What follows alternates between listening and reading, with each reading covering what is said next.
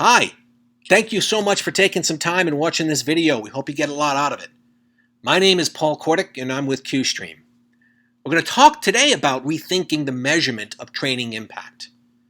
The reason we chose this topic is because measuring training's impact is something that causes a lot of confusion out there. And it does so because it poses questions that aren't so easy to answer. First and foremost is, how do you even define impact and how do you measure it? What does that look like? What does that mean? What information can you present to the business to show it? And so what we're going to do today is share some of the best practices and some ideas that we've seen that have worked particularly well. And we hope that these ideas will be helpful to you. So let's start then by talking about the way companies normally think of this stuff. Everyone wants to measure their return on investment. Makes perfect sense. You want to make sure you're getting the biggest bang for your buck. And somewhere in your organization, there's someone calculating this stuff. How much money am I spending on every function within the organization? And what are we getting back in return? Particularly when it comes to sales, the question is, how much money are we spending on sales training and how is that impacting sales? And so what I'm going to talk about today is how not to fall into that trap, because quite frankly, that model doesn't work when it comes to sales training. It is not a straight line. You can't say, for example, I've trained someone for 10 hours. That means that person is 10 hours smarter, which is going to translate into 1% increase in sales. Boy, it would be wonderful if you could say that, but the fact of the matter is you just can't. And so I'm not besmirching in any way, shape, or form ROI. What I am saying is you really can't think about it linearly when it comes to sales training. Partly because sales training in general, is limited in its role. There are a lot of things that you just can't control. There are a lot of dependencies that you have no control over that will affect sales outcomes. So let's start to look at some of these limitations. If you want to take a very high view of things, a number of things have to happen for an organization to be successful. And let's break it down. There's really three things. The first is, can the reps do what you need them to do? The second is, are they actually doing it? And then the third piece is it working? Is it making a difference? Now, this is a really easy way to look at this because it kind of shows you everyone's role and everyone's responsibility. The can they do what you need them to do or what the organization needs them to do falls entirely on training. Entirely on training. Your job, the job of all trainers, is to prepare the users as best as possible. Period. But even if you've done that, it doesn't mean there's going to be success because you cannot do it for them. There are a lot of things, as I mentioned, that are out of your control, a lot of dependencies for a sales organization to be successful. Yours is a crucial piece of it, but it is a piece. It is not the whole piece. So when we do talk about ROI and how much money we're spending on training and how's that affecting sales, I hope now you can see what I meant when I said it doesn't work. The model doesn't work. We talk about impact. And impact, for the purposes of this discussion, is really, what did you do to get them to the point where they can do what the organization needs them to do?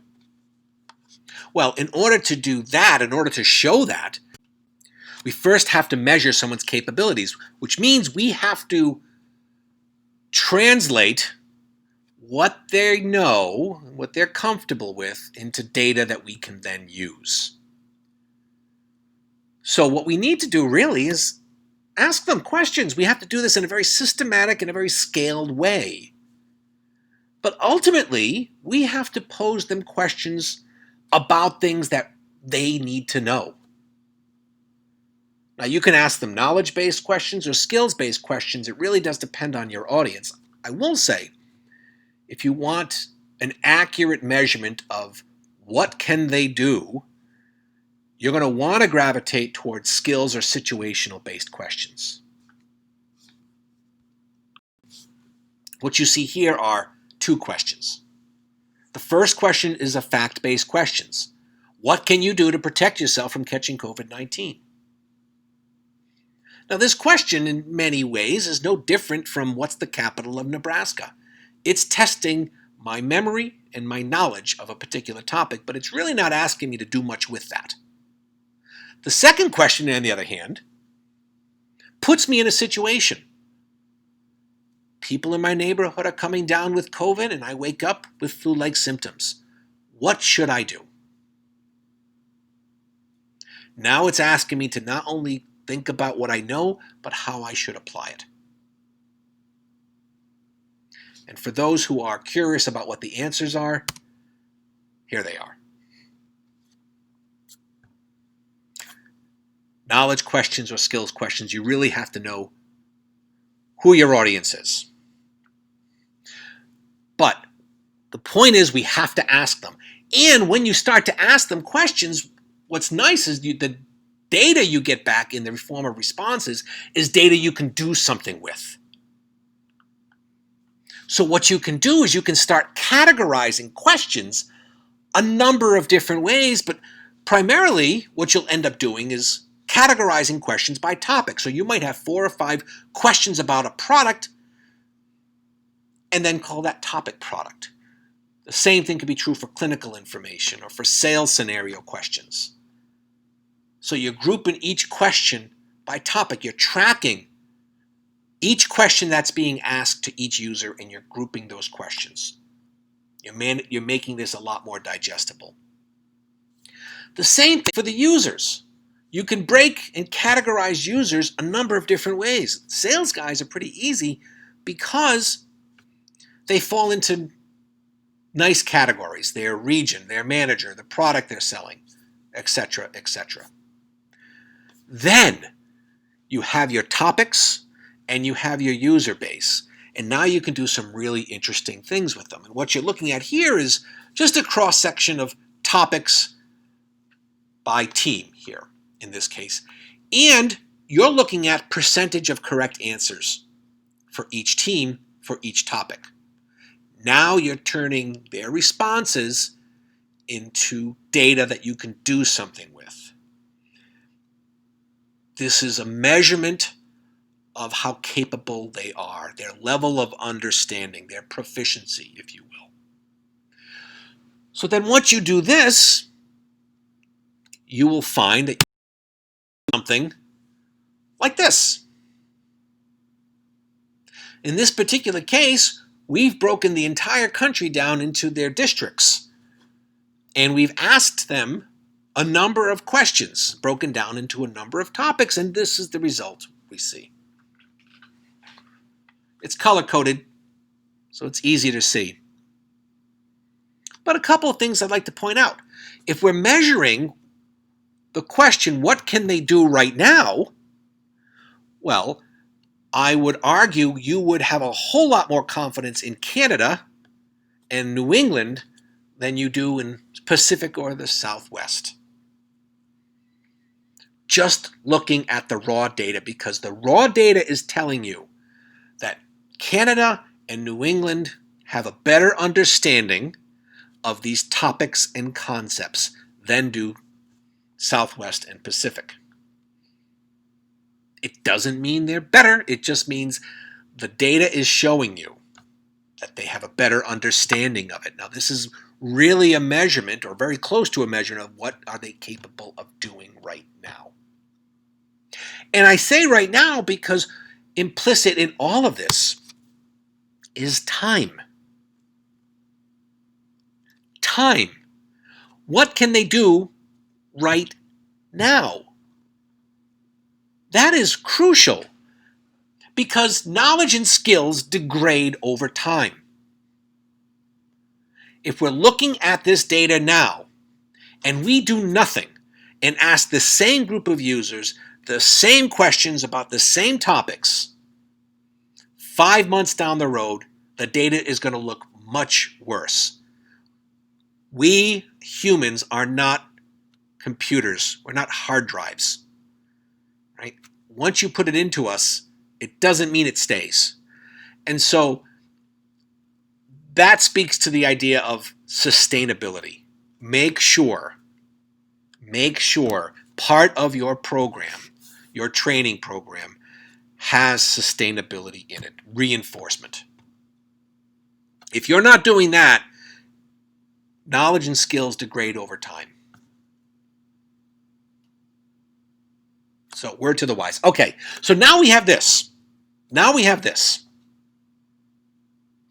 Let's think about how we can present this to the management team, who's going to care about sales numbers. They're not going to care about how much training someone went through. Believe me, that's the last thing they care about. What they care about is that person ready to sell? Can they sell? And so we need to be able to speak their language and present this information that's digestible to them. And so what you're looking at here is a sample report that you can then put together for management. This is a simple one-pager, but it gives you big bullet points. How many participants were there? What was the date? What was the topic? What was the engagement rates? How many question attempts? Good God, this is a particular one. It was over 7,000. The data you're getting from 7,000 questions being answered is valid. You have a lot of confidence in those numbers then. And then critically, what's the proficiency increase? This is the crux of impact of training right here. You started off at 72 in this case, and now you're at 89. The difference is the program you put together. Where do they start and where do they end? That's impact. That's impact. Now, this is one of the reports you can write. Another one, maybe with a little bit more granularity, is something like this. Use cases, in this case, is a product launch. We've identified, in this case, what the uses are. We've understood what the success metrics were. You can identify and define those. And then you're looking at very similar data. You're looking at participation rates. Again, proficiency, you always want to show that. That is your impact right there. That's the job you guys have done. And then in this particular case, what we've done is highlighted a particular topic that had the biggest jump in improvement in proficiency. In this case, it's engaging clients. So this is another sample report you can deliver. You can also, if you'd like, you can deliver these heat maps to the management team. You always want to show, too, the before and the after, and that's what you're seeing here. And this gets a little more granular because what you're seeing is now topic by topic and team by team, how they're doing. What this allows you to do is to understand relative strengths and weaknesses. What gaps exist and where. This is important. This is important. It's particularly important to sales management because they might look at this and say, wow, engaging clients is really important and it doesn't look like our sales team understands it. So let's make sure we handle that. Make sure we spend enough time and energy from a training perspective and then from a field coaching perspective that they understand this. The nice part when you do something like this is you're just showing them objective data. You're just showing objective data. This is where things are right now. On the left, this is where they were. On the right, this is where they are, and there's an improvement that you can measure, and there's your impact. But together, you can look at the where they are now map and say, okay, well, what needs to happen? How do we then improve this? How do we make this better? So you always want to bring to the table not problems, but solutions. What I'd recommend you do is recommend next steps to them. Again, businesses love when you bring solutions to them. And so these are some recommended next steps based on what the data is showing you.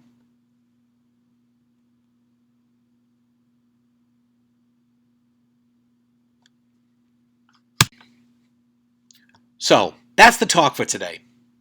Again, my name is Paul Kordick. I am with QStream. I hope you got something out of today. If you have any questions, here's my contact information. Feel free to call me. Feel free to email me. You can connect with me on LinkedIn. I want to thank you again for taking some time today. I hope you found this very helpful.